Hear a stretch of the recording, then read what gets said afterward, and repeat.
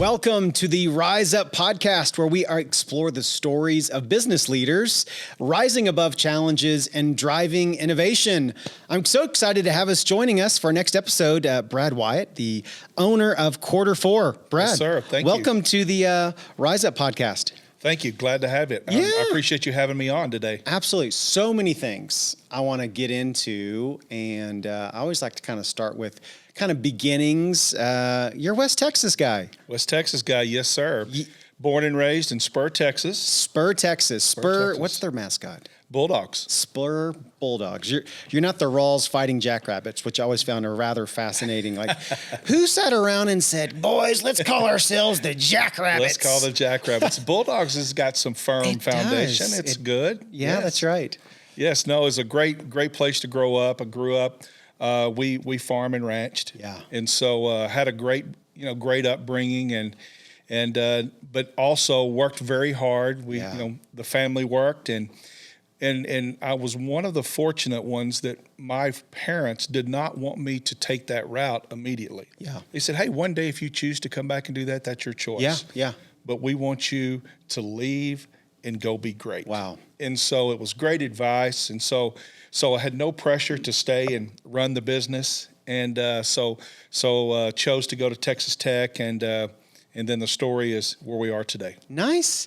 Well, so kind of tell me, from Texas Tech, you graduated, I think, agricultural economics or something in that fashion, which you and I often were talking about. Sometimes degrees send you down that path. Often your path goes in different directions. So where did your path take you after you graduated from Tech? Well, I graduated with agricultural economics with the whole idea. I'm a finance guy. Yeah. I love it. I wanted to get into that. I had a minor in finance, general finance. So I was very interested in that, but also based upon my background was very interested in the agriculture side. Yeah. So I was going to take the world by storm in the agricultural lending and get into that aspect. And in college, I started working part-time at Cardinal Sports Center. Which was where at that time? Well, we had 3 small stores in Lubbock, and I was working at the one in the mall. Okay. And so it was a great place to work. Started there in September of '86. In fact, today is the 39th anniversary. Wow. So are you 39? 39 years. Okay, I'm going to stop a second. In today's day and age, that is an incredible rarity. It is. That's the uniqueness of the story. Yeah. Is the two have been at the same place when I had no plans to do that whatsoever. What was there? Okay, so I'm going to kind of try to rewind the clock and ask this question. You graduated, you're working, opportunity opens up to kind of stay in the space. In the back of your mind, were you thinking, this is a stopgap, I'm just going to do this a little bit? Or was there vision beginning to stir up in you of like, hey, I'm kind of good at this, I like this? Or how did that look in your mind at that time? There was zero vision. There was zero vision, and this is really interesting. I graduated in December as a midterm graduate in '88, and I paid my own way to college. Yeah. And about October, no, it was earlier than that. It was September. I ran out of money. Yeah. I was dead broke, had no money, was working part-time, going to school full-time. And I called my parents and said, "Hey, look, I didn't like to ask for anything. I know. It just, I wanted to do it myself. Yep. It took a lot of pride in that. Yep. And I said, I don't have anything. I'm dead broke. And they're like, okay, we got you. Yeah. Got you covered. Not a week later, Mr. Cardinal, John Cardinal, that was Tony Cardinal's father. Yep. He came to me. I had started interviewing for jobs. Yep. I was going all over interviewing for banking jobs, economic, finance, agricultural lending, all sorts of things. And he came to me and he said, we need a store manager. And he said, I know you're interviewing for jobs. And he said, but you're also really good at this. Yeah. And he said, what would you do if you'll give me 1 year? Yeah. Give me 1 year. And if you do not like it, I will find you the job that you were going to get, or I will pay you. Wow. Said, so it'll be a no loss for you. I'm just putting what you want to do on pause. Yeah. And I absolutely. Yeah. Because I was broke. It was simple. It was simple economics. So if your bank account was overflowing, you may not have been as attracted to that. That's right. I may not have been, but it happened. I started managing the store while I was finishing college. Sure. So I started that in September of '88, obviously graduating in December. So I was working 40 hours and taking 15 hours, and that'll teach you a lot. Oh man! And but it was great lessons, and I all of a sudden I really became a fan of it, and just over time I really liked it.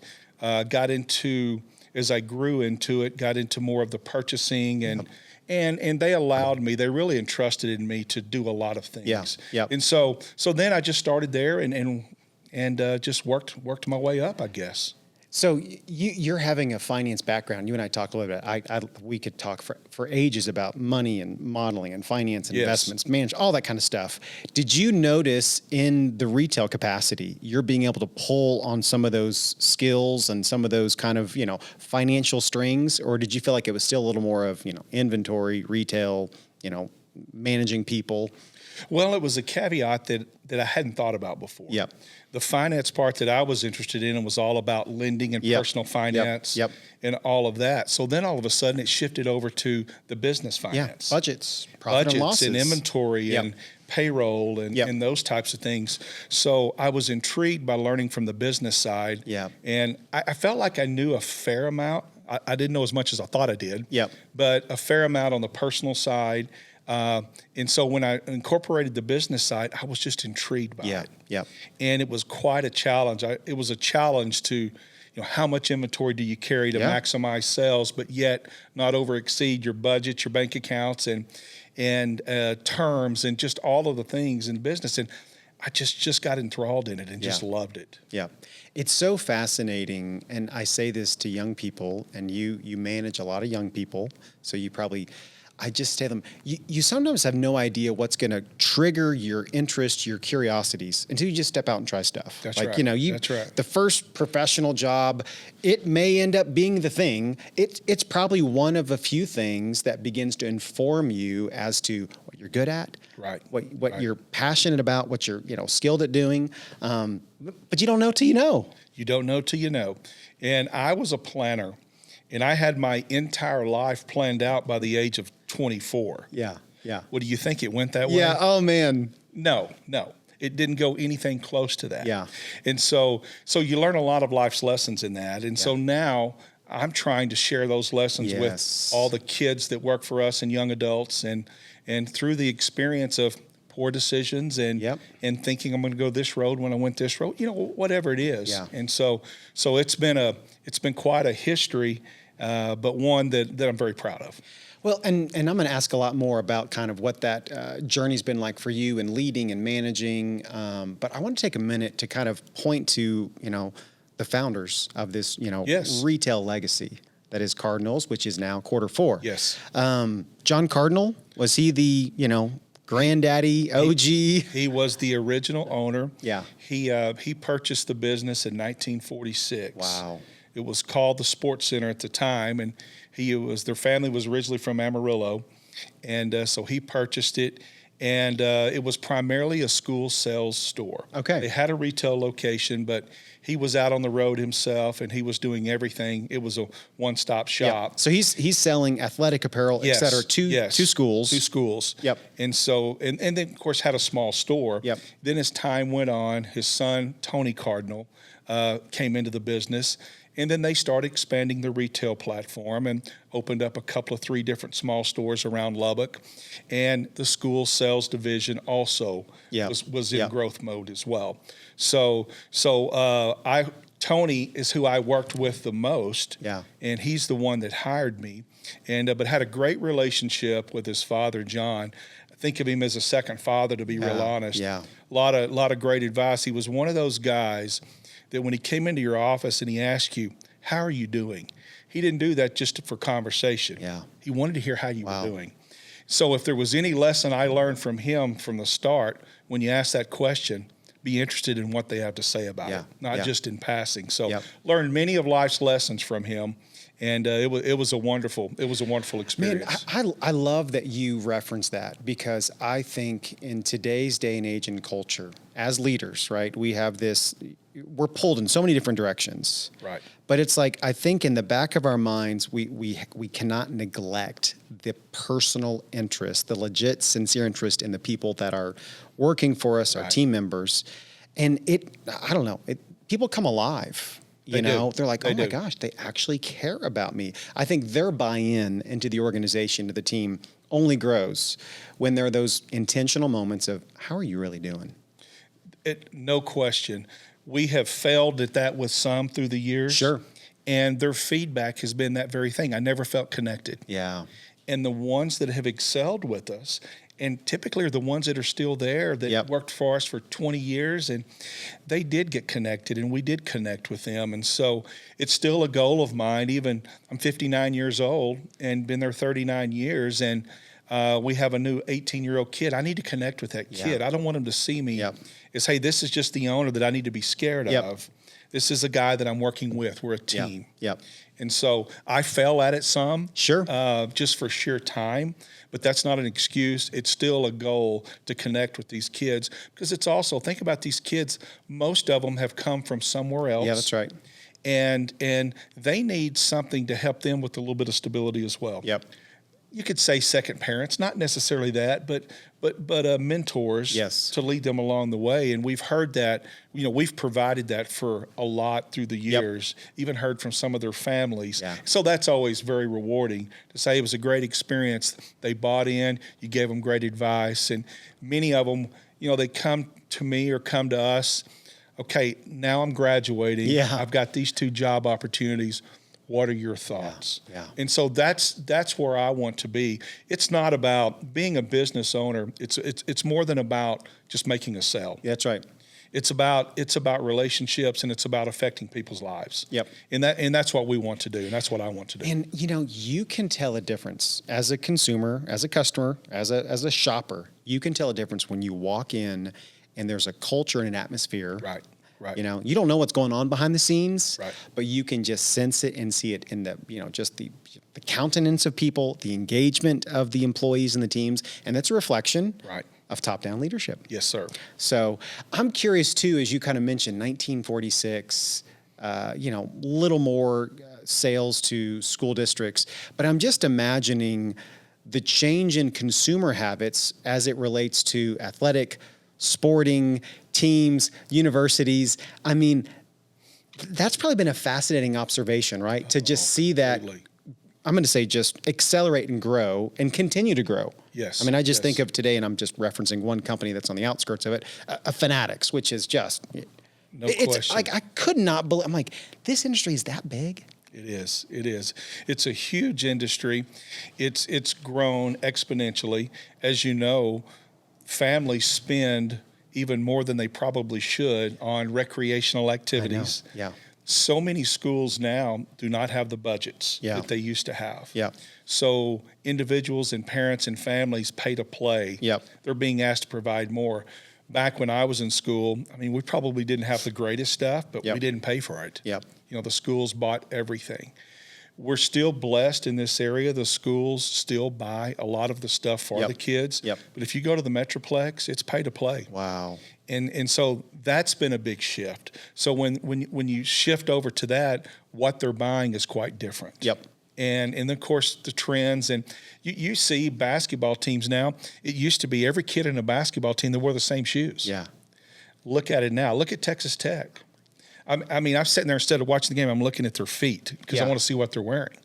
They're all different colors or everything. So there's changes all the time, and so it's fun to keep up with that.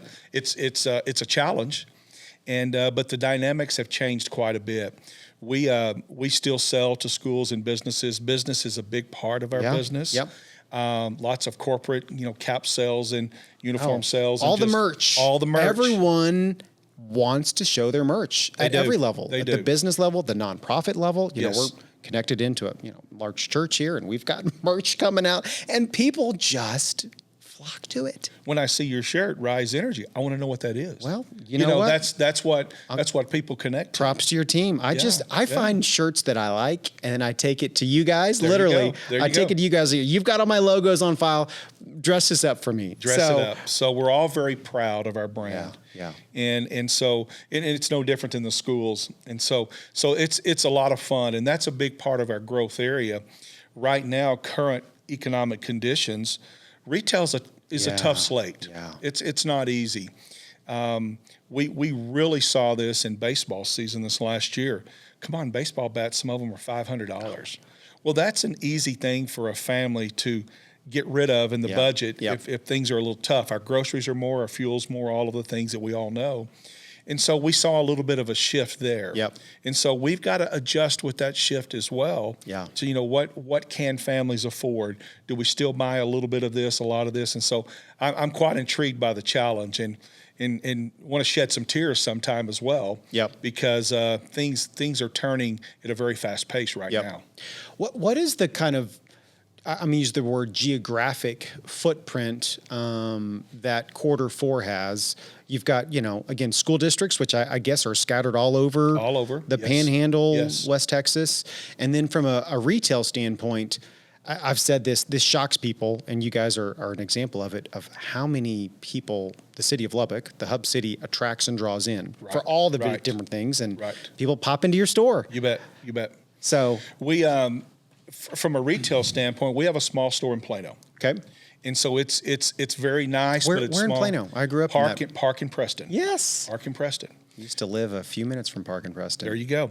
So we have a small, it's primarily a team store. So we do a lot of leagues and stuff like that. So it's very good to have that in the Metroplex. It also helps us grow our school sales division out there. But from a retail standpoint, during the week, it's a lot of local traffic, okay? You're stopping in to get what you need. But on the weekends, it's Midland, it's Odessa, it's Amarillo, it's Eastern New Mexico. Texas Tech game day traffic. Yes, very important for our business model. It's probably what's kept us relatively successful. We don't have all of our eggs in one basket. This week and this weekend, we're all about Texas Tech. We've got a 2:30 game, and we are set, and we've got all the merch and ready to go for that. Then we just coming out of football season. Anytime there's a sport change, really big for us. Helmets, shoulder pads, all the high school, all the high school merch. That's just as big a deal. So we sell to a broad area in the West Texas region, down south of Midland and Odessa, and then in the school sales division. When I bought the store in 2018, part of the deal was I would only be able to use the name. They sold the school sales division to another group, to a national equity group, and so I only had the retail at that time. So after 5 or 6 years, we were going to rebrand. We knew it was coming. So that's where QuarterFour came from and the why. And then we also have started back up to our school sales division ourselves. And so we're doing that, and we're on the ground floors of that. And so we'll grow that over time. So, but the retail is where we have still been strong, but it's also, we're able to do both. We have some very unique brands. And Stain, I have a great team. And it is never an I with us, it's a we, because try to do it by yourself and see what happens. Good luck. And I tell a lot of our managers, I do not want to be in business without you. Because it's that important. One of the things I've noticed, and again, I'm not your typical customer because I'm cheap. I just don't like to spend money. I like to keep it in my pocket. Understand. I'll wear the same pair of shoes for as long as I can. So I'm not your ideal customer. That being said, I'm fascinated by trends. I'm fascinated by things that are taking place. And one of the things I love when I go into your store is I'll see all of I'll call them sub-brands, but you've got a big Under Armour presence, but then all of these other brands, Bad Birdie, and then some of these. Has that been a trend of really focusing on some of these key clothing brands and kind of giving their own attention as they get attraction in the marketplace? It's exactly, you're noticing a little bit. When we changed the name, we wanted to rebrand the store a little bit as well.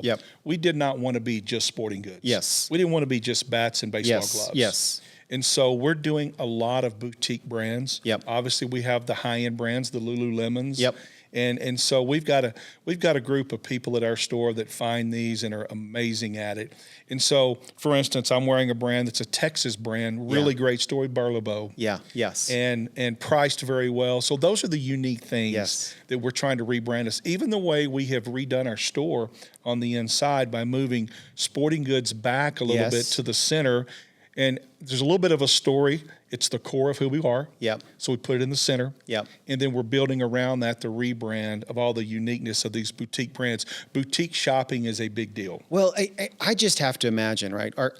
A lot of people's eyeballs, maybe most people's eyeballs, see the social media feeds. Yes.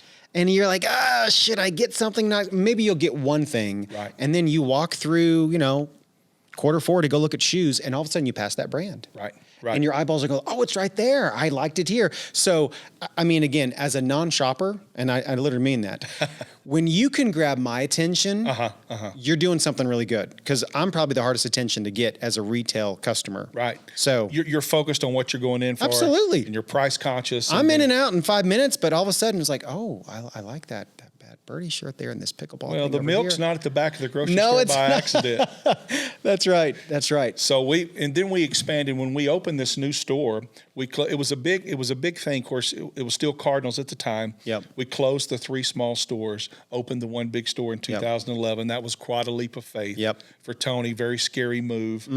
And we also had a fitness area along with the coffee shop and bakery and whatnot. And so the goal back then was to make it more than just a retail location, to have the social aspect, the fitness aspect. Tony's wife, Beth, she was big into fitness. And so so it was, we wanted to be all things and make it a cool place to be and then shop while you're there. So I moved into the real estate career in 2004. And it was at the Techstar Bank building, Platinum Bank building, which has changed hands. Literally shares the parking lot. Right. Oh, with the former Albertsons. Yes. And so it was so fascinating to me to watch this transformation happening in 2011. And then getting to be the guy like, I love coffee now. I'll spend some money on coffee because it's only $3 or $4. Right. So I was one of your, I'd walk across the parking lot, hang out in your coffee shop, wander through the store. So that was a really fascinating, you just spoke to it. I was kind of imagining as a business owner, yes, the leap of faith to make that significant consolidation, grab a big square footage footprint. How many square feet? That's not 55,000. 55,000. It's a lot of air conditioning units. It's a lot of air conditioning units. It is. And I've got an energy company, and I may ask you a couple questions on the energy side for business because that's fascinating. I loved that, and I'm curious. It's never easy to run a coffee shop, have a fitness side of things, but do you feel like it's been additive to the branding, additive to the customer experience, or is that hard to measure? How is coffee affecting the store? Well, it has been additive to it. We because the restaurant business is so tough, and it wasn't a focus; it was an add-on. Yes. To be honest, we never made money at it. Yeah. It was a loss leader. Yep. And it became one that we finally had to close the coffee shop at the start of this year. Good news, we may have something in the works this afternoon, in fact, so there'll be an announcement hopefully very soon for something on that side. So excited about that. The same with the fitness, with the competition and whatnot. Now, we still lease the space, and so there's still classes and women coming in and doing yoga and various things, and so we like that. But it's very difficult. Well, to own and operate it, let's be honest. Yes. Sometimes I think to your point, I think business leaders, I think this is some really good counsel. It's like sometimes you don't need to own, operate, manage every intricacy of it. You can still have a little bit of a revenue item there. Right. Let someone else carry the focus in what you do best in. Right. That's exactly right. So we feel like we're best at retail. Yes. And in the things that we carry. The restaurant business was tough. Every time you came in and bought a turkey sandwich, I was like, oh, we just lost $1. It was an awful thing for us, but we didn't focus on it, you know? Yeah. We had someone great running it, and we had a great friendly staff. People at the bank building, they're still coming like, man, I miss this. I know. I'm excited to hopefully have an announcement very soon. So that's we've missed it. but it's something that from a business standpoint, you can't always be everything. Yeah. And we needed to focus on where we were in our core, because ultimately, when I bought the business, I didn't buy when Tony came to me and said, you need to go to the bank. And he had always said, you have first right to buy the business. Yep. And I was completely taken back. I was a little surprised, was not expecting that. And when he did that, you start relooking at things as to okay, now we've got quite a financial burden, and so for my family it was a big deal. But you also can say, why am I going to do this? Okay, it's not a get rich quick scheme. I promise you that. No. It's not a get rich scheme at all. But for me, at that time, there was a boom of national chains coming in to Lubbock. Yeah. And I saw a way to save 120 families. Yeah. And I did it nearly as a defensive move. Yeah. Yeah. And we're very benevolent, and I wanted to, for these people's jobs, I didn't want them to go away. Yeah. We had a great work family. So I said, okay, I think we can make it. We looked at the numbers, all of that, studied that forever. Let's do it. And here we still are, and we're going to keep grinding for that reason. Yeah. Well, I love that, man. So many other thoughts I have, and I'm debating whether or not to dive into it. One of the things that I think is really helpful for up and coming business leaders, business owners, is that evaluation of, hey, I've got an opportunity to buy into a business. I have an opportunity to buy a secondary, a sister business, an ancillary business. How did you go through that process? I mean, obviously, like you said, you weren't expecting it, so it wasn't like you were seeking it out. No. But when the opportunity kind of came to your lap, it seems like it was a collaborative conversation as opposed to a me against you, and I'm just kind of curious, how did that process of understanding what I'm now taking on as a business owner, you've got to go access the capital through either debt or equity. Right. I'm just kind of curious, what did you learn from that process that you find may be helpful for other business leaders that are maybe facing some business acquisition opportunities and they're trying to decide how to navigate that? Number one advice is don't allow the coolness of saying, hey, I own this. Boy, that's good. To overwhelm the true decision-making from the business standpoint. Yeah, yeah. And so I had full access to the books. I studied them so far in depth. Yep. I knew most of it because Tony and he did a great job of sharing and partnering with me. Yes. So there wasn't a lot of surprises. Yeah. I was involved in the business already. It wasn't like, you coming in to buy it and knowing nothing about it. So it was quite different there. But I didn't do it, and I wouldn't have done it just to say, okay, now I get to say, hey, I own Cardinal Sports Center. It's an ego thing for a lot of people. It's an ego thing. They walk into a meeting and, hey, guess what? I'm owner of XYZ. Well, I'm bleeding cash. I don't want to tell you that, though. Entrepreneurs, yourself. Oh, yeah. And most entrepreneurs, name one that hadn't failed at something. Oh, yeah. And that's business. Yeah. That's just, it is what it is. It doesn't mean you necessarily made a bad decision. Things happen. Yep. And so I wanted to make sure that ego stayed out of the picture, and it was a business decision of, can we make this or not? Can this support our family? Can this support 120 families? Yes. And can we keep 60 or 70 part-time college kids a great place to work? And so that was my ultimate motivation. And when I felt the numbers could do that, then I made the leap of faith. Yep. And now 8 years in? 7 years. We're 7 years in. Yeah. And so it's going very well. We want to grow. Yeah. We're in growth mode. However, in the retail economic conditions, once again, you can't let the ego. It's got to be sound decisions. Yes. Yep. Discipline is the number one word you have to have. We have all these brands that, used to be sales reps came and brought you stuff. You looked at it. Yeah. You guess a lot now. Yeah. Because every company has cut their budgets as well. But we would love to carry twice what we carry. Sure. But you have to have great discipline to say, we can only do this, we can only do that.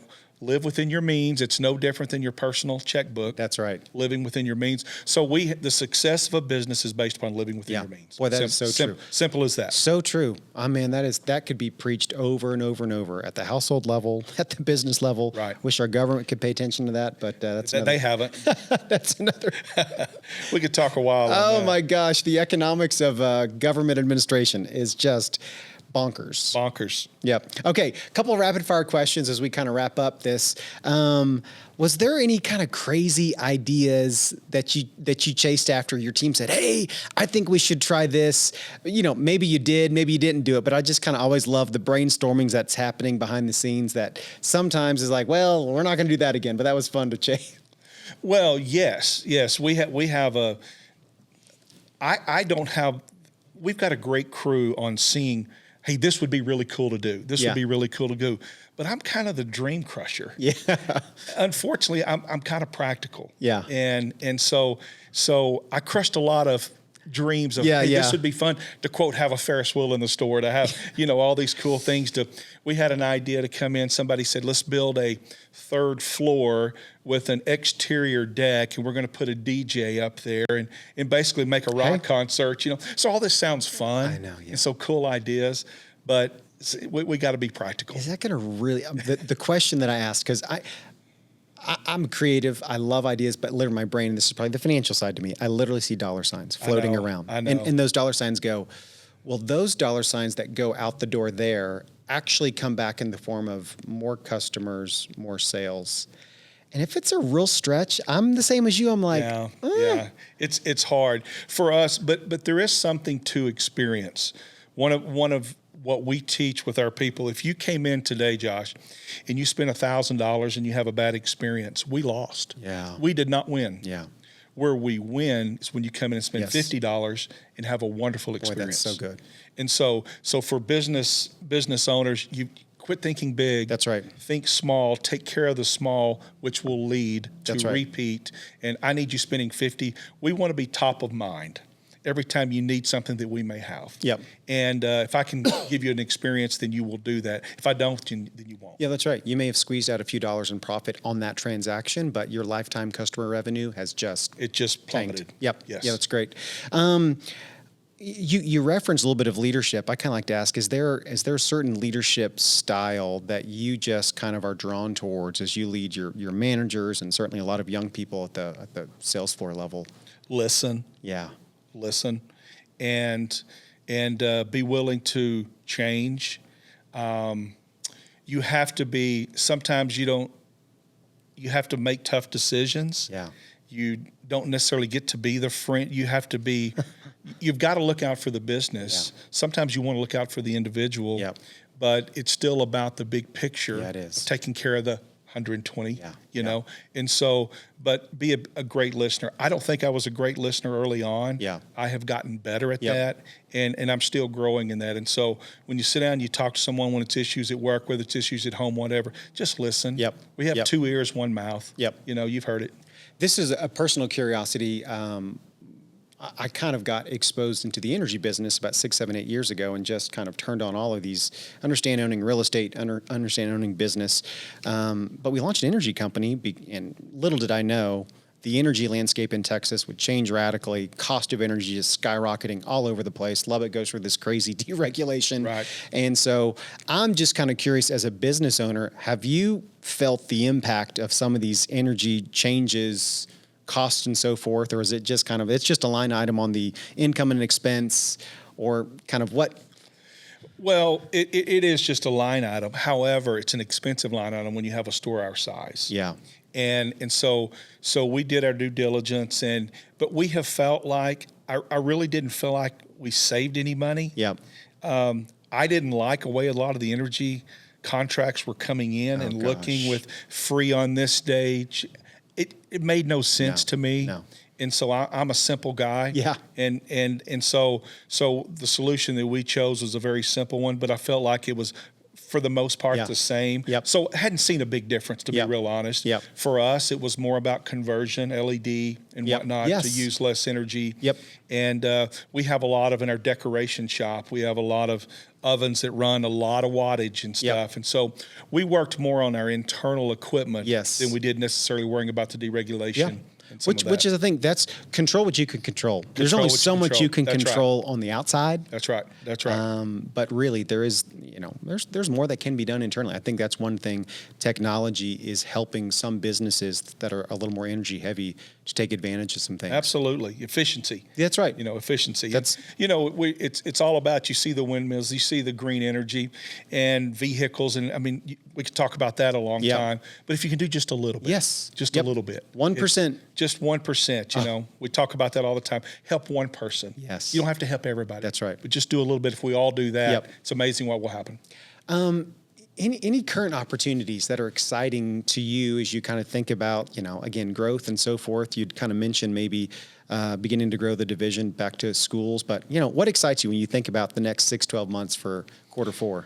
Well, that very thing is a growth area of buying equipment. We're watching the Fed right now.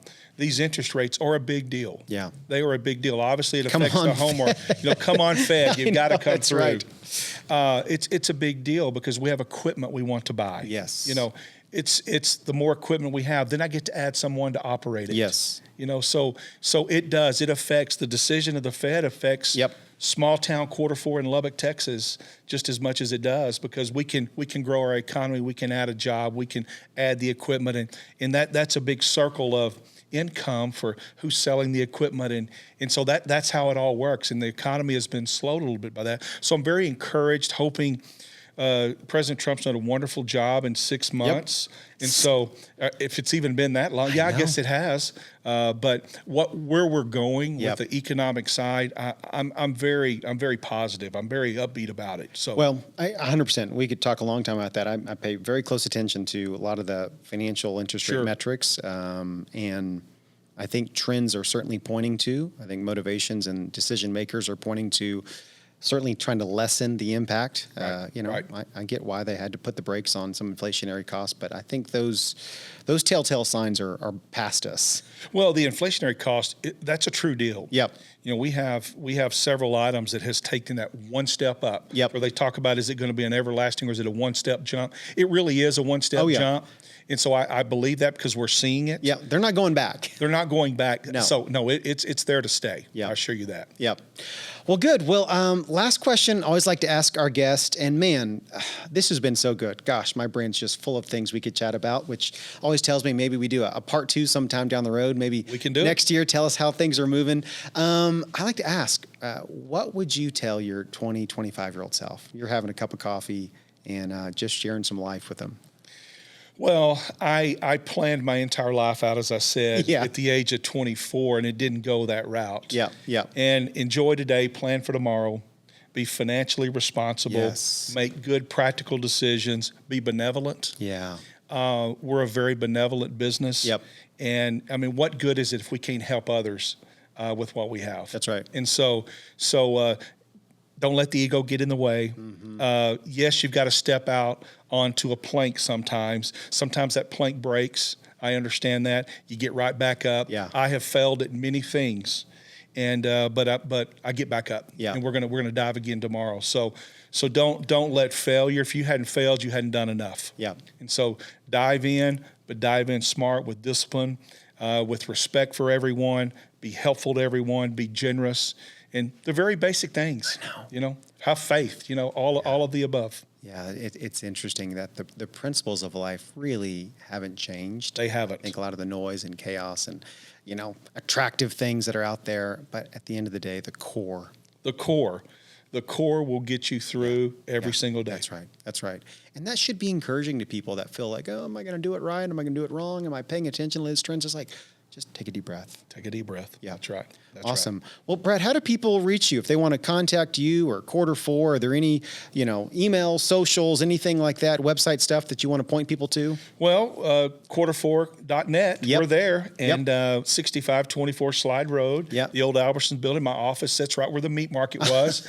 Used to be slabs of beef hanging. That's great. And I'm all hands-on. Anybody can come in and ask for me, and I'll walk right out and visit with you. Yeah, and if you're a school district and you're like, oh, man, I didn't know that QuarterFour is back in it. I guess we're back in. Give a call. Give a call. Let's Yes. take care of it. Thank you. Yeah, I love it. Well, Brad, thank you. And again, thank you all for joining us. Another scintillating episode here of the Rise Up podcast. And if you want to hit us up at our socials at Get Rise Energy, website www.getriseenergy.com. And love this time with Brad. And you guys make it a great day until the next time.